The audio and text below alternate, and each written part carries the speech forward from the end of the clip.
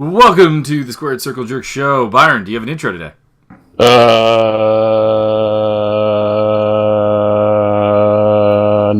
I'm going to go with that's a no. Yeah, that's a solid no.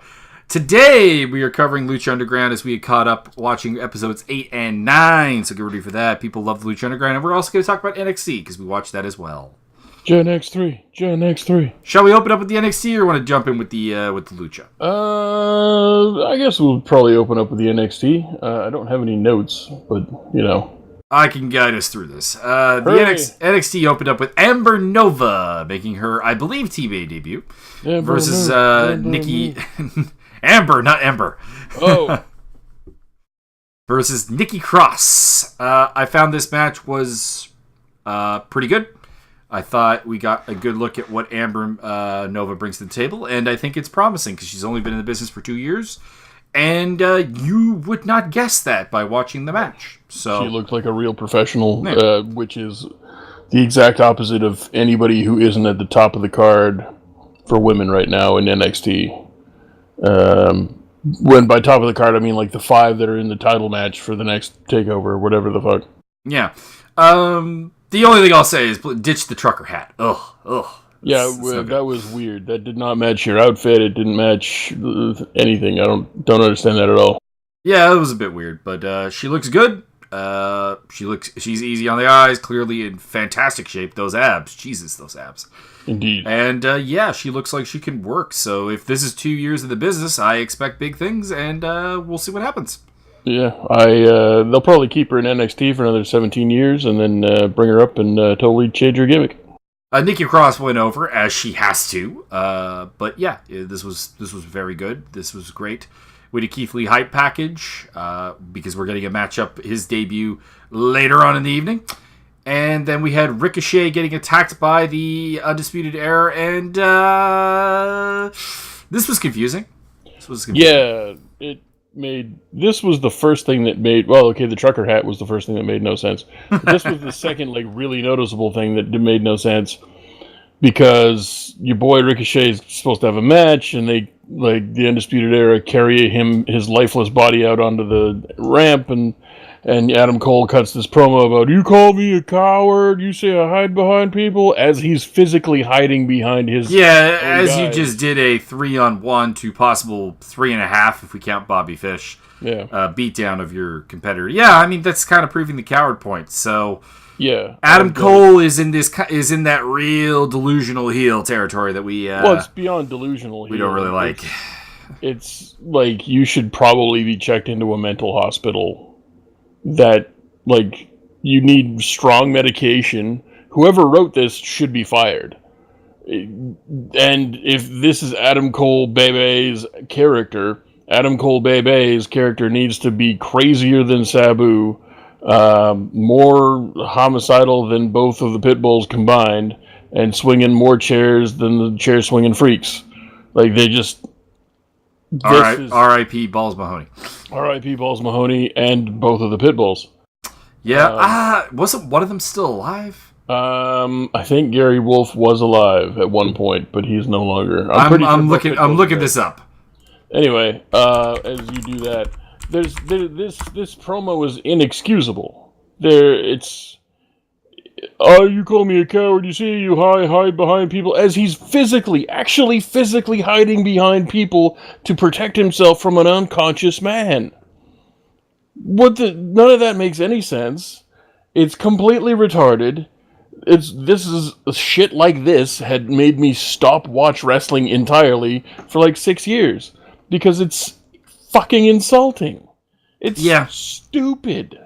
It's back into this one-dimensional characters where it's, I mean, you are a coward. That's really all it boils down to. You could even do this beatdown, and just remove the promo, and it's fine. Yeah, I mean, just prove the guy's point and get the fuck out of there. You don't even need to open your fucking mouth. Yeah. Gary Wolf is still alive. Oh, all right, that's good. I'm glad he's still alive. And apparently still working matches, so there you go. Very nice. But yes, the other Pitbull is dead. Oh yeah, he's been dead for years. Yeah. Anyways, after that, we continue to go bad because we got Vanessa Borg cutting a promo. Holy shit. She is terrible. And I think we talked about this when we were watching it, and I would like to publicly apologize. I apologized privately earlier, but a public apology for making you watch this, because I was led to believe that there was fantastic things going on this episode, and that is not the case. No, it was not. This was not a good episode of NXT. Vanessa Bourne she suffers from, and we discussed this, a couple of things. She's very green to the business, which means she's not any good in the ring. She's not any good on promos. And she's been given a spotlight. She's been given a push, a major push, and given a character and given a script. And she doesn't know that it's bad. She just knows that she has to try and perform. And I don't blame her personally for this.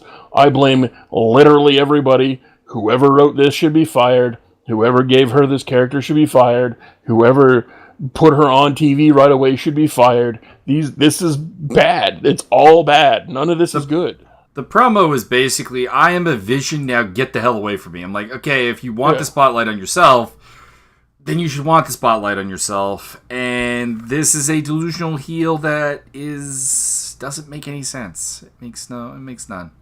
Not a fan of this character. I think Vanessa Bourne can do things. I think she's a very athletic girl. I think she's a very attractive girl. I think there's things that she can do. But this character, dead on arrival. Yeah, this is not... And you know what? They'll push her to this is going to be the new Carmella. This is going to be the one they push to hold the title over people with real wrestling talent, people with real promo skills. Carmella at least can cut a promo. I've seen zero evidence. I have seen some good promos from her, but she's kind of in that Miz territory where it's like, it just doesn't matter. It just doesn't matter because your wrestling is so unconvincing. Yeah, I can sign off on that. It's just nothing she says isn't nothing. Nothing that she has ever said on the mic hasn't been said by somebody else 40 years before her, exactly the same way, with exactly the same words, that got over better, and she's just not capable. I don't want to make this mean or nasty or personal, but I don't find her that attractive. I've said that kind of. I've largely said that kind of repetitively. I think like here's the thing. Like Eva Marie, terrible worker, terrible promo, terrible everything, but at least like stunningly hot. Yeah. So like I understand the appeal. Carmella will go above average promo, terrible worker, not that attractive. That's I think you're being very generous, and I applaud your magnanimous behavior. I have zero interest in her. I don't want to hear her music. I don't want to see her do the shittiest moonwalk I've ever seen. I don't want to see her throw anything up in the air. I don't want to hear her fucking open her mouth and say and regurgitate Alexa Bliss promos that were total shit last That's kind of the thing, is she's a Jersey shored up version of Alexa Bliss. And she's not even Jersey shored up that hard. I know. Just Jersey shore the shit out of it. Make her orange on TV. Get her to fucking get drunk. Man, put her with Robbie E and let that roll. Because apparently you signed Robbie E, so there you go. Put her with Zack Ryder. Make Zack Ryder the new douchebag. Make Zack Ryder... Do something with Zack Ryder, please, God. That would be... Make Zack Ryder... Oh, here we go. Here's a winner. Fantasy Booking Warfare come to life. You keep Carmella and you keep Ellsworth as they are, and you introduce Zack Ryder. And Zack Ryder starts over-douching the shit out of both of them. Oh. And he's the alpha male, air quotes, goofy face to accompany that. But it's very obvious that it's a character that he's playing. Like, he's so douchey that he can't take the douche that seriously. Even he knows that this is bullshit. The over douche. And so, and he's, he keeps pressuring, like, Carmella to do, like, he keeps pressuring her to do things, and Ellsworth to do things, and because he's cool and he's over, and he's built like a brick shithouse. And so Carmella ends up like literally orange from spray tan on TV, and still and thinks that she looks good because Zack Ryder tells her that's the good way to go. and your boy Ellsworth goes like, "You think he's delusional retarded now? Oh boy." We're going all out with this. Exactly, and they're just like, and they use totally. Isn't Zack Ryder from like New York, like Staten Island? Or Long Island, I want to say, yeah. Yeah. So, but he starts pretending that he's from Jersey, and he starts using the worst, just hacky, obviously hacky. It has to be obviously hacky. Just accent, and so that's how you do that, and that's how you do that right. And you have an actual credible way for Carmella to actually win a title because an actual person. I'm not trying to shit talk Ellsworth, but it's he's not physically capable of even wrestling with Bailey, right? He's a better wrestler than we probably give him credit for. Possibly. He could have a competitive match if he really wanted it to with most of the women. Asuka would wreck him, but other than that. Yeah, fair enough. It's and you're right. I have not seen anything he's actually ever done. All I have to go by is how he's booked, which in the WWE is wrong. Every single 100% of the time, they book people in this type of position completely wrong. So he could be like a technical genius, and I would have no clue. Yeah, I've seen some of his independent work. He's really not bad. Like there's fair a reason. enough. There's a reason he got this gig, despite being everything the WWE would not want to have on their roster. Yeah. Then we had Adrian Jowd versus Cassius Ohno, and can I shit on this match, please? I mean, I guess. So, I'm gonna kind of go through this. Adrian Jowd is the brother of Antoine Jowd, who is an IFL heavyweight. So this is an MMA thing. He's a legitimate wrestler, freestyle, I do believe, or it might be Greco-Roman, but I think it's freestyle. He's also a legitimate BJJ black belt and everything, so he's got serious credentials. They bring him out there. They bring him out there in the gi with the sleeves ripped off. They have him face Cassius Ohno, and they have him doing capoeira shit. Yeah. What the hell? Bro, he's Brazilian, bro. And I'm not saying, you know what? He may have a capoeira background. I don't know. This is possible. I couldn't find, while we were watching the match, I actually tried to find any information. There's no information. But I specifically know he competed in wrestling at the Pan Am Games. I found no evidence of that whatsoever. Yeah, I do remember this, like, specifically, because he's, at one point they were talking about this on IFL with his brother. His brother also competed in the Pan Ams. And, BJJ guy and everything, it's like, but no grappling displayed. No grappling displayed whatsoever. We're going to make him into a capoeira striker and have him go get beat up by Cassius Ohno. What did this match do for anyone? Literally anyone. Got him on TV. It gets him on TV. Dude's in his late 30s. It's too late. Yep, it's way too late. It's too late for him to just be getting on TV. And Ohno gets nothing out of this. What the hell? Yeah. Was this supposed to do? How long? I legitimately couldn't find any information on the guy. I think one tiny snippet of information was that he's been in developmental for like 10 years. Oh, I've found that he was signed to NXT like 2 years ago. So I don't. He was there before that. He may not. Maybe there's like a different term for developmental versus signing with NXT. That's I don't possibly know. True. But he was definitely there longer. That the only thing I could find was I think he was signed to NXT in 2016.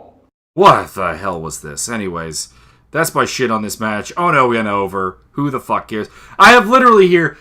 This either should have been a complete squash just to give Ohno something to do, or this should have been like, okay, Jowd is again very martial arts skilled guy. All right, go out there. We're gonna give you like 10 minutes, maybe 12. Go out there. You got Ohno. Ohno's a fantastic worker. Show us what you got. And this was neither. This was like middle ground for some strange, curious reason. Then we had an EC3 and Dream promo where they are literally in Velveteen Dream's backyard. I did like that part. They worked a good line in there. This was fine. I had no problems with this. Dream ended up in a pool and proved once again that black man can't swim. Yeah, it didn't do anything for either character. I didn't take anything from this at all. It was it was a thing that happened on TV. Yeah, it's literally like completely indifferent. It wasn't good. It wasn't bad. Whatever. And honestly, after the badness we had to start the show, I'll take that. Then things did get a little bit good. We had Barthel. How did they say his name? Barthel. Pardon me. Versus Keith Lee, baby. Keith Lee, das Wunderkind, the Reborn. This was pretty damn good. I would have liked a little bit more shine on Keith Lee off of this, just a little bit more. Mm-hmm. But aside from that, this was very good. Barthel is a good wrestler. I want to see more of him. Keith Lee is a fantastic wrestler, and we already knew we wanted to see more of him, but this just reinforced that we want to see more of him. Yeah, I'm kind of surprised they didn't have him versus Dijak as the debut. Oh, God, that would have been a good place to go. But then they'd be burying Dijak for like the 93rd straight match or whatever. Yeah, I need a win for Dijak. I really do. He's so good. He is fantastic. But yeah, you were harping on about you wanted to just see a squash match for Keith Lee, and I said I want more shine on him. Like I want some more outstanding stuff. I wanted a little more hype, and didn't quite get that. Yeah, but we got to see two guys that now you want to see both guys wrestle, not just Keith Lee, and then some guy you're gonna forget his name tomorrow. Yeah, but I think you could have maybe want to see Barthel in a lot of different ways. Like he is that good. He is fantastic. I love that. Yeah, I love but if this you squash him, you'll never know. I love this kid. He could be the next what you call your Ellsworthy.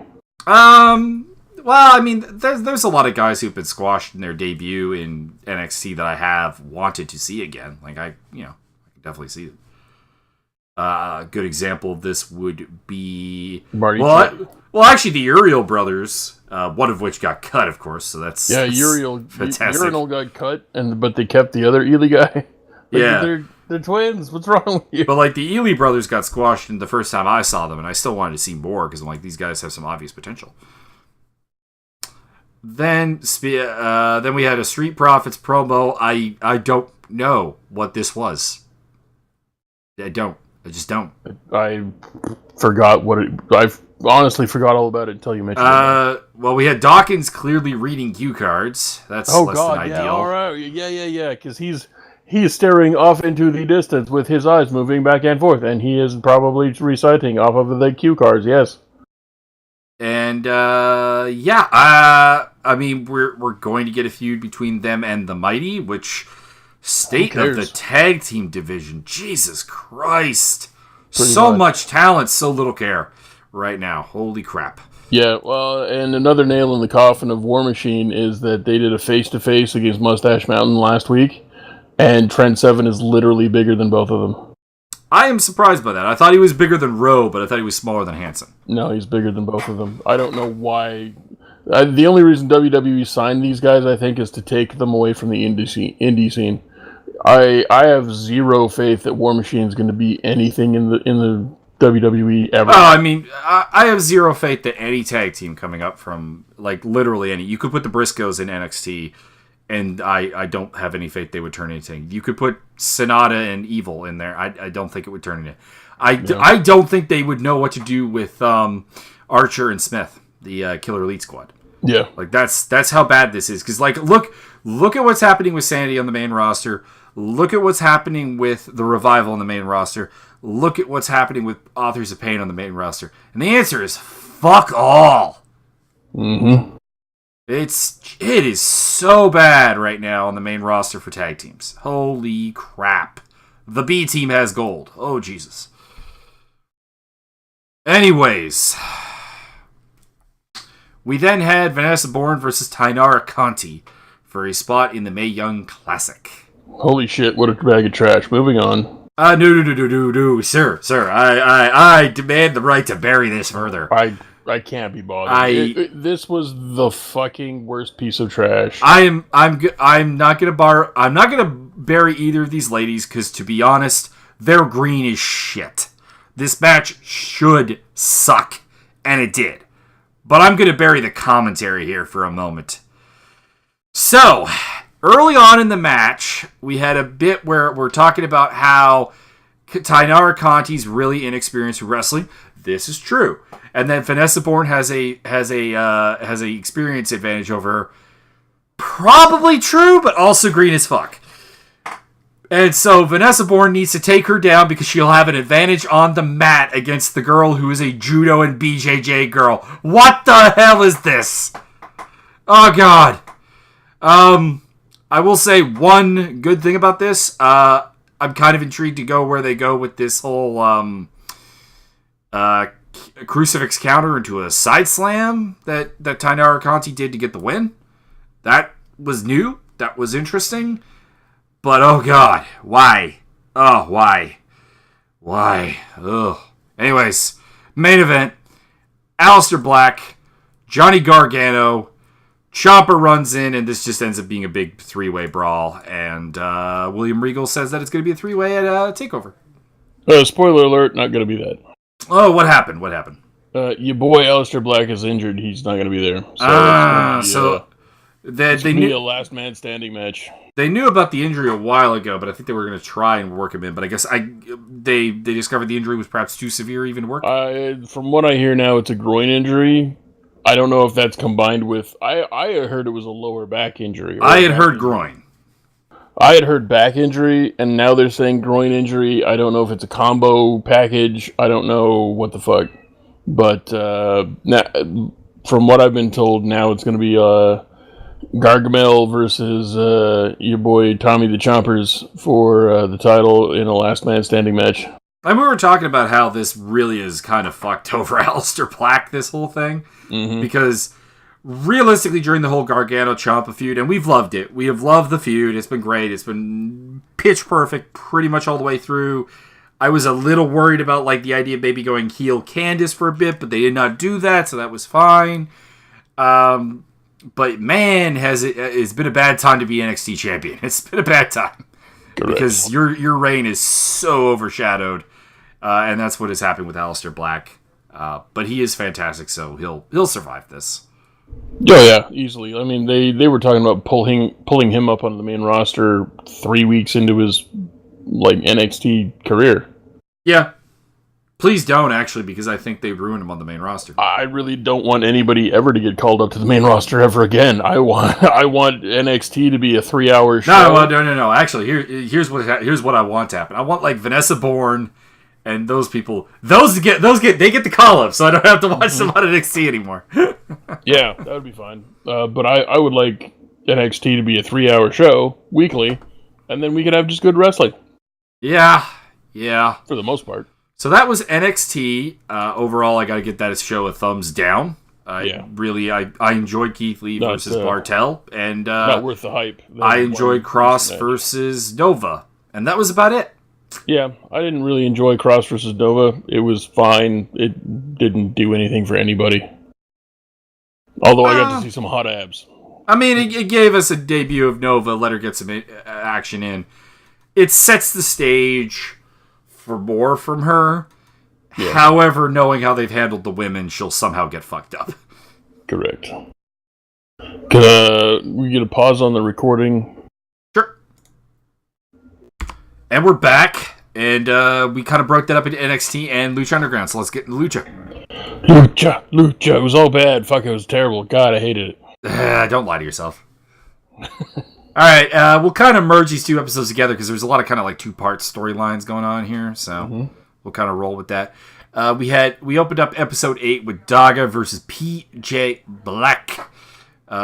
We ended up with... Now, this is a weird match. You want to talk about this in depth, or you want to let me have this one? You go for it. I'll chime in. So the deal here is that PJ Black is usually a pretty damn solid worker. I think we'd agree on that. High quality. Daga has shown us generally that he's a relatively smooth worker, but not so much this season. And it looked, and this really showed up because PJ Black, of course, in the following episode had a match between the Reptiles and the Worldwide Underground. Spoilers. Where he looked a lot better than this, but it's like he didn't trust Daga. It's like there was a real disconnect between these two guys wrestling because everything was really, really safe, and by safe I mean like slow and lacking fluidity. Yeah, it was really disjointed. There was a spot where was it PJ Black went for the moonsault? Oh yeah, it totally missed. It was Black who went for the Yeah, moonsault. yeah. Black went for like a lion salt type scenario and completely missed. Like completely missed. Not even. I'm going to land where you should be, and you're going to move. He jumped way over where Daga was and landed like way into the middle of the ring, completely to the point where I mean he may have been able to slap Daga on the back with his hands on the way past, but that's about it. Yeah. So this was bizarre, and we ended up with Daga tapping out Black with it was wrist lock, which was pretty cool. It was a good ending. And the Reptiles and the Underground came out. We got a little bit of scuffle. And next week, which is the episode we're covering in this podcast as well, we get Reptiles versus Worldwide Underground. If the Reptiles win, Mundo joins them. If the Underground wins, Cobra Moon is a genie and will grant him a wish. See.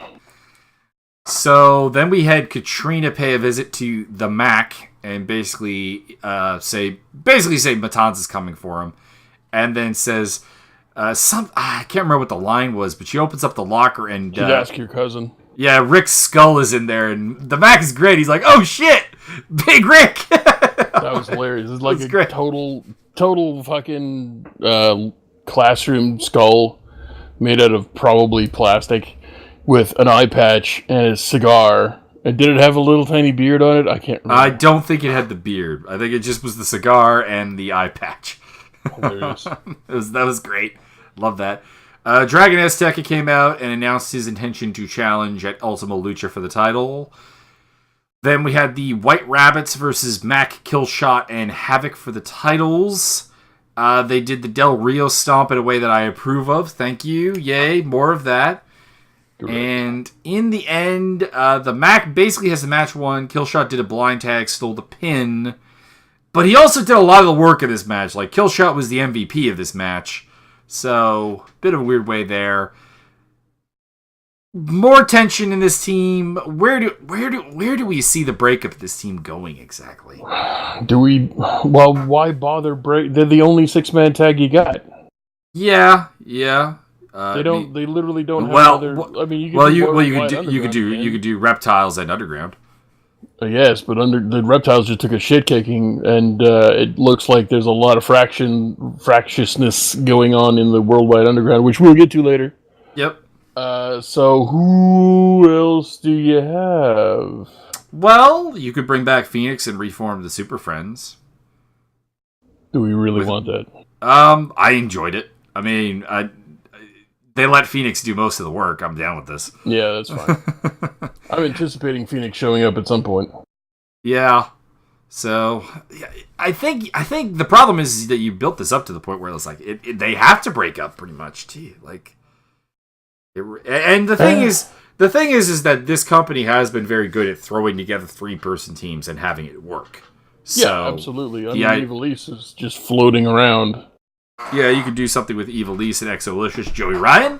Oh. We're talking about that, which we'll get to in the next episode about Exolicious and Joey Ryan. But, yeah. I mean, that could be they don't even have tag titles, do they? They got a 3-man, they got the Gift of the Gods, they got the heavyweight, or the world title. That is the entirety of the belts. Interesting. You know what? I don't know why I didn't figure out that they didn't have tag team titles. Just never came up. Yeah, then we had and the White Rabbits storyline is I don't know where that's going. I don't know either, but I'm hoping that there's a preview. I'm looking at Wikipedia right now because I can't remember the match order. But there is a preview that we'll get to after we get done the next episode, which may have bearing on that question mark. Alrighty. And, so Mally Spuerta took the pin. That will factor into a storyline later. Then we had the main event of the evening, Cage versus Pentagon, both of them getting to choose their own tag partners. Let's see. Cage chose King Cuerno. Pentagon going on his own. Pentagon comes out and says, fuck you, I will break you. Spoiler alert, didn't quite happen like that. He did well. Like he looks totally. super strong in this match. We got a Mexican Destroyer in there. Cuerno helps Cage lay him out, though, and then Cage sends him away. Gets a pin, gets the beat down. Building up more for Cage Pentagon. As if we needed that, because that match already has my dick hard. I like the way they did that, too. Cuerno hit I can't remember the... Thrill of the Hunt. Thrill of the Hunt. No, he didn't hit Thrill of the Hunt. He hit, like, something else.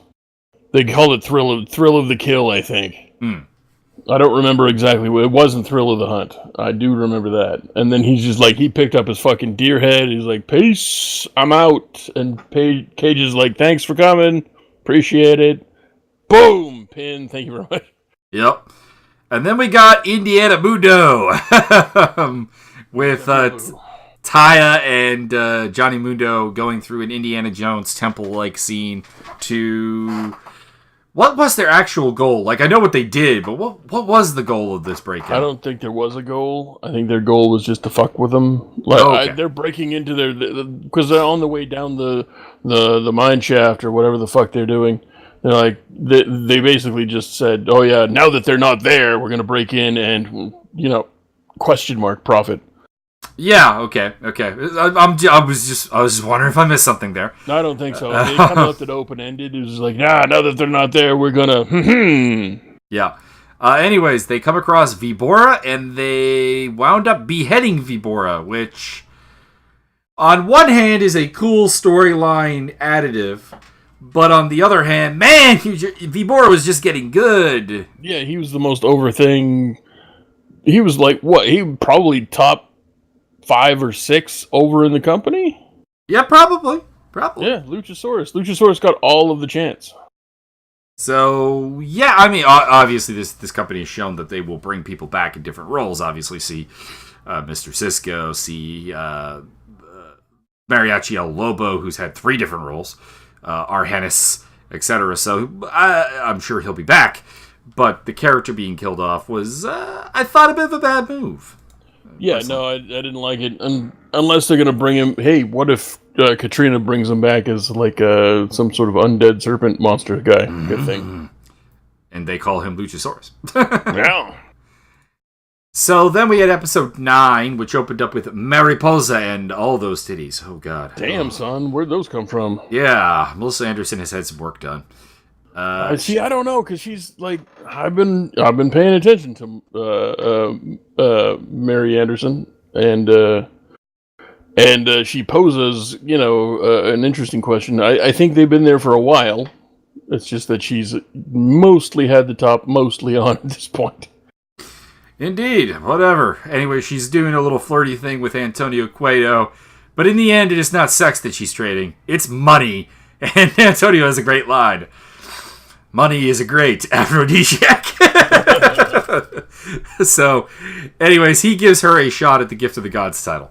So, which I was expecting this to somehow turn into Marty's shot at the title, but that did not come to pass. We had the White Rabbits in the ring, and Antonio comes out and says, "Only one of you is competing tonight." And Paul London kind of gets on the mic, channels Dark London a little bit, and Malice Huerta is going to be the sacrifice to the gods because he lost the match last week. Told you that would come into play. Word. I didn't like the goofy sound effects in this match. I didn't like it either. It's not needed, not wanted, not desirable, not even close to being... It wasn't even kind of a hipster kind of wink wink nudge nudge thing. It was bad. It was poorly done. Don't ever do it again. Anyways, despite getting some good offense in early, Malice Huerta, including the world's greatest dropkick, Malice Huerta does lose to Matanza and does get sacrificed to the gods. And kind of on an interesting note, Paul London seemed happy about this. Seemed aroused by this almost. So yeah. We're going down dark Paul London path, and I'm kind of intrigued where this is going. Although I would have given him some wins at this point, but oh well. That would have been helpful. Anyways, so yeah, for the second time, a Cueto has killed Mr. Cisco. Dang it. So then we had the most interesting tag teams of the night. Jack Evans and Joey Ryan versus Exolicious and Evilise. Team Annoying as Fuck versus Team Booty. That is correct.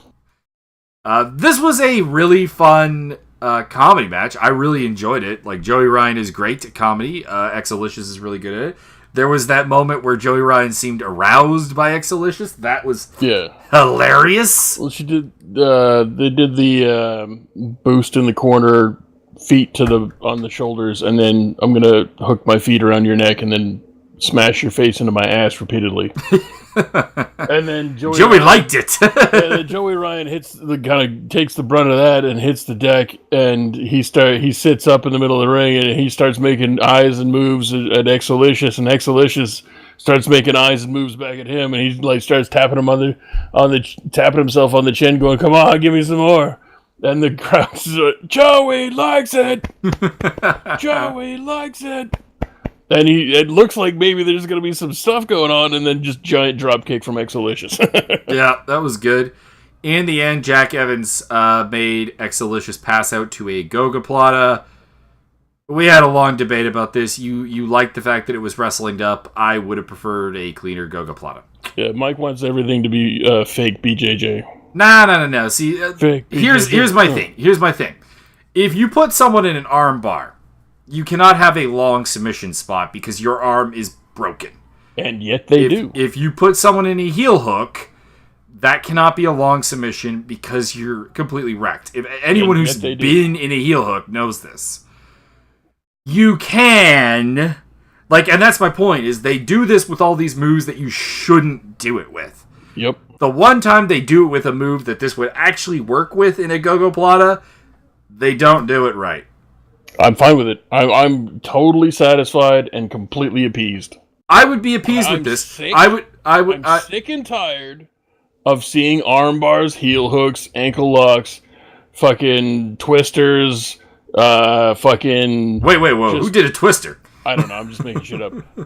I'm tired of seeing people literally reach inside, stuff their arm down somebody's throat, pull out their beating heart, and then throw it in the garbage can, and then later on they lose the match anyway. See, okay, I would be entirely happy with this if I never had to be subjected to any spots like that again. The problem is we both know that we will. Yeah, which is why I'm fine with it. I am completely fine with this being gimmicked up, wrestling up, kayfabed up. This is a breath of fresh air for me. I don't have to sit here, roll my eyes so hard I damage my own fucking hearing, watching some fucking moron in a fucking armbar for 10 fucking minutes. I can watch this. I think they even refer to it as the Loco Plata, which is even better. It's not a real submission. It looks like it could be based on the principles of physics and biology, but you and I both know it's not. I am good with this not being a legitimate, air quotes, legitimate submission. I don't need to see the old-ass Undertaker locking on Gogoplatas, which every single time I see somebody locked in an actual Gogoplata, they tap. But when Undertaker does it, it takes him 5 or 10 minutes before anybody gets a fucking tap on. Yeah. I don't need any of that. I don't need any of that fucking stupid shit, basically harming the legitimate... If you thought people were getting hurt and killed before, we didn't know it was fake, and I pile drove my brother and broke his neck and he died. What the fuck do you think is going to happen when they lock on an armbar? Oh, I'm surprised we haven't had lawsuits about that already, actually, to be honest. Oh, anyways. So, Jack Evans is not letting go. Joey Ryan, having a face moment, is pleading with his partner to let go of Exolicious. Yeah. And Evilise eventually makes a save. Jack and Joey bail out. Joey seems to want to stay to check on Exolicious, but Evilise is having none of it. Which makes sense, because Evilise hates Joey Ryan. That's fine. Yeah. And Jack Evans is leaving going, this is not over. This is not over until Exolicious is dead. Which is, a lot of death being thrown around here. It's a lot. Like this is a very dark wrestling show. We'll just say that. Then we had Mariposa versus Dragon Azteca Jr. for the Gift of the Gods title that Azteca has. There was a vertebraker kick out in this. Before you get to that, and I'm right there with you, I think I was the most vocal on that particular performance. I would give a shit at all about this match if I gave a shit at all about El Dragon Azteca Jr. I don't. He's been the third wheel in every single match he's ever been in, or lost every single singles match I've ever seen him take part in. He's essentially the more over Arhennis. He's a much better worker than Arhennis. I'm not going to disagree with that, but he's either won by proxy in multi-man matches or lost one-on-ones, and suddenly he's the Gifts of the Gods champion. And Mariposa has... I'm probably wrong about this, but my general impression over her, the character's career through Lucha Underground, is that she wrestles extremely well and then loses. I think she had a couple of wins over Sexy Star, but that's about it. Yeah, but that's after, like, she's supposed to have gone through 9 months of psychological and let's just throw that out there, maybe sexual torture. Yeah. So yeah, she got some wins over somebody who she's tortured for 6 months. Great! That makes you look strong. But I don't care. Yeah, the Mariposa character has been very poorly done. The Azteca character has also been pretty poorly done. It's been done. Mariposa's character has been done well in a psychological standpoint and from a promo standpoint, just like Katrina. I think those two are neck and neck best. Melissa Santos. There's those 3 story arcs from a psychological / promo / whatever vignette standpoint. Excellent. But for wrestling, she's been the El Dragon Azteca Jr. of the female division. She's been the person who was also in the tag match. And like you said, she's got some singles wins, but against people she should have beaten just by showing up in the arena. At that point, you're Tyson versus Jimmy Smith. You're just not gonna work out for you. I'm sorry. So the combination of these two having a match, while on a technical standpoint they did a very good job, from a psychological standpoint, I didn't care at all. It's a weird place to be with the Gift of the Gods title. Yeah. It's a very weird place. Like, when Azteca won the title, I was very confused, because he's not really been built up to that level. No, this was a very Jinder Mahal thing. Yeah. With a much better worker, but still. Mm-hmm. That was a bit weird. And then, the Vertebreaker got kicked out of. The Vertebreaker is an exceedingly dangerous move, and I think it's one that, if it gets kicked out of, there really needs to be a reason. And there wasn't here. Like, this was a clean... just kicked. Yeah, just a kick out. And it's kind of really all there was to that. Azteca ended up retaining. That was the other thing, is that after doing a Vertebreaker kick out, you had a really bad roll-up finish. Yeah, it was one of those... It wasn't just a roll-up, it was... like a tilt-a-whirl, like a somersault roll-up? One of those? Victory roll, isn't it? Victory, yeah. So it was a victory roll. He did a victory roll, had her pinned, then stood up, crossed her ankles, and then sat down his ass really hard on the mat, and then got the 1, 2, 3. What? So yeah, bit of a thumbs down on this one. I don't know who booked that. Probably Chavo. Ooh, Chavo. Then we had the Reptiles versus the Worldwide Underground. Cobra Moon opened up with a pretty kick-ass promo, actually. She talks about what Mundo did to Vibora was very cold-blooded, and he belongs with the Reptiles. And she introduces their new partner, Jeremiah Snake.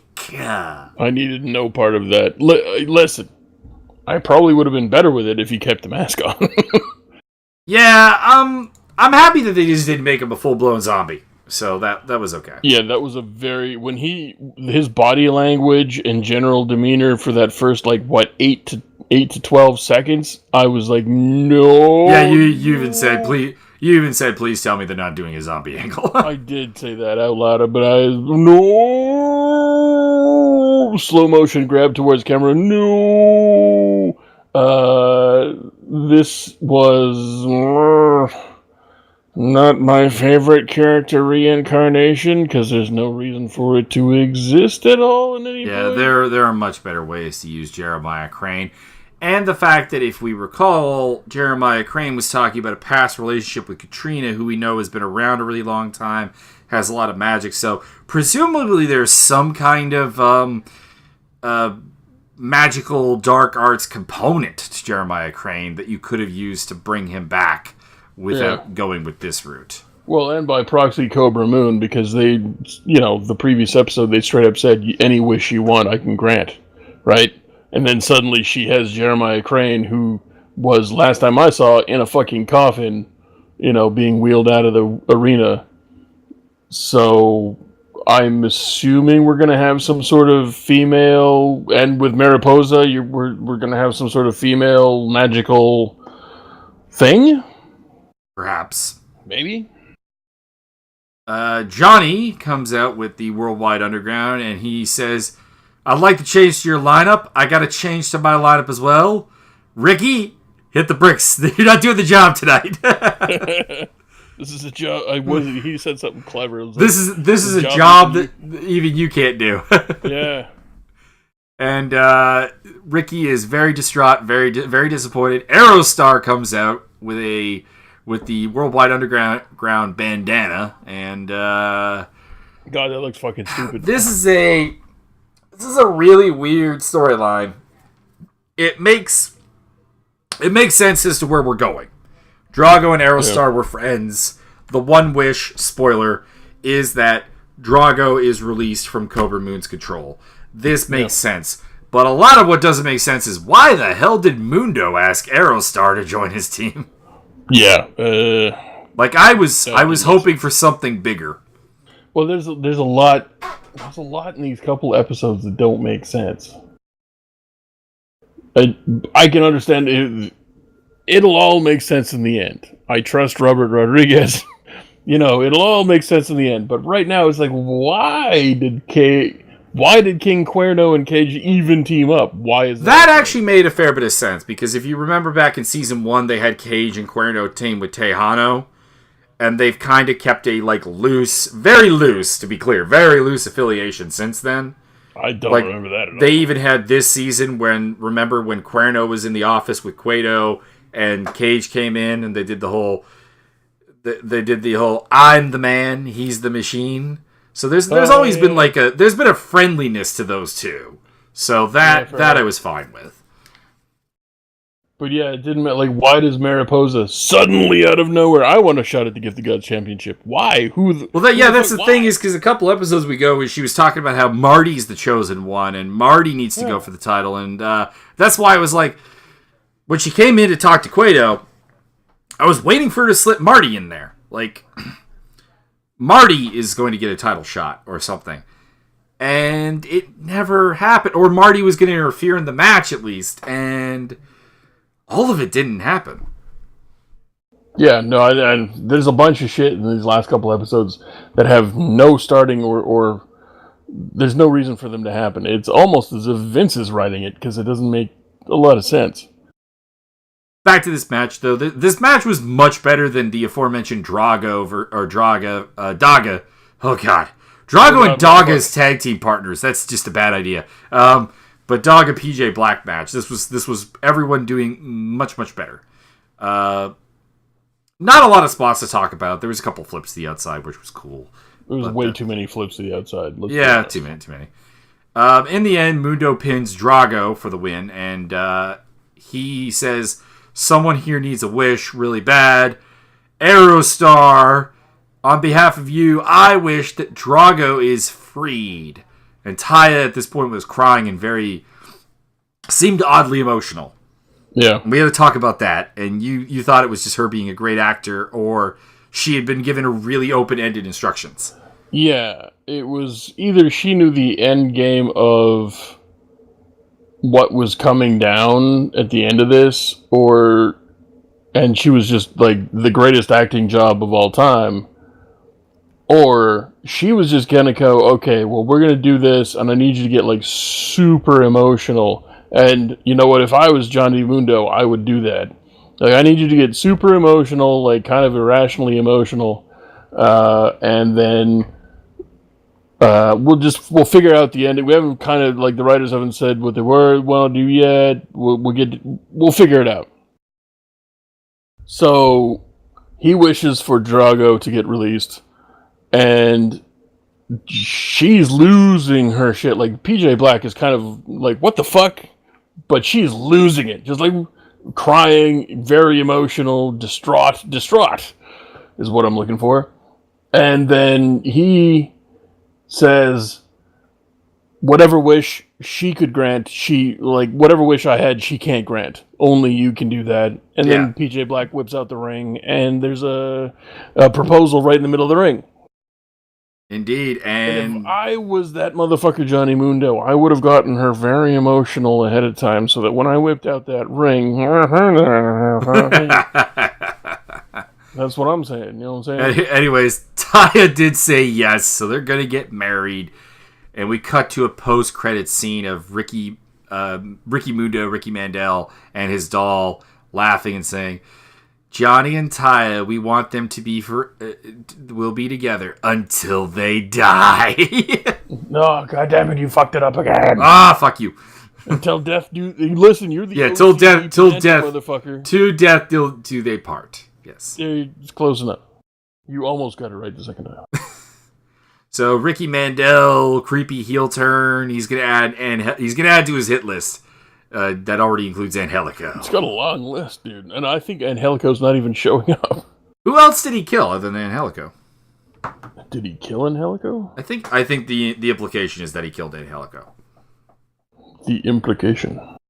Well, I mean, the doll is like, maybe you should do to him what you did to Angelico. And I mean, I guess that could be like a savage beating or something, but I think I must have missed that part. Kill. I don't remember that. Yeah. But I believe that it's after the confrontation with Jack Evans, when Jack Evans was looking at Exalicious for scouting purposes. Wow. Air quotes. The body count for this season is freakishly high. Holy crap. Pretty high. Yeah. We've had the off-screen killing of Angelico. We've had, of course, the sacrifice of the gods. Of course, has been a big component of that. Mr. Spectacular, Malasuerto. Who else have they sacrificed? Can't remember. Dirty. Vinny Vasaro. There you go. Yeah. I think there was someone else in there as well. Big Bad Steve? Cortez Castro. Oh, yeah, he was the first one. Yeah, what about Big Bad Steve? Is he still around? He's still around. Big Bad Steve just got his ankle broke by Jake Strong. Oh, yeah. The Savage. Yeah, so there's a lot of interesting stuff happening right now, but there's a lot of really confusing stuff, and I'm hoping that by the end of the season it's all sorted out. Indeed. The preview for episode number 10 here on the Wikipedia, which I'm assuming is just yanked off of Telemundo's website. Probably. Paul London attempts to satisfy the White Rabbit. Tensions between Trios champions are at an all-time high as they are forced to defend their titles against a dangerous opponent. Cage and Pentagon Dark's conflict explodes. Okay. By the way, phrasing on the Paul London has to satisfy the White Rabbit. Phrasing. I'll probably do it. So if we get more Killer Cross, I'm happy. Killer Cross is awesome. I want more. But I'm really, really interested, but also worried about where this whole White Rabbit storyline is going. I just have flashbacks to Fear and Loathing in Las Vegas all the time whenever White Rabbit comes up. That is all we have for this week. Next week we will do some more G1. We'll get the Lucha Underground stuff out there as well. We'll probably also cover the NXT and maybe some 205. We're not going to do G1. Are you crazy? You're going to be playing Mech Warrior thingamabob for like 17 hours a day. I have been making time for the G1. I don't know what you're talking about. Yeah, one fucking episode every 3 weeks. It's more than that. We had 2 episodes last week. Oh, goody. So if we do 2 more episodes this week, Then we're only 7 weeks behind. Yeah, I know. We're way behind. Such a dick. Hey, I got things to do. That's not true. I do have things to do. I have a lawyer meeting tomorrow and a Oh bank meeting tomorrow. yeah, there is that. Yeah, there are things to do. But possibly after that, we can do some G1. All right. So get ready for some more G1 breakdowns, everybody. And Byron, do you have anything to say to the kids as we leave? Remember, buy low, sell high. Truer words have never been spoken.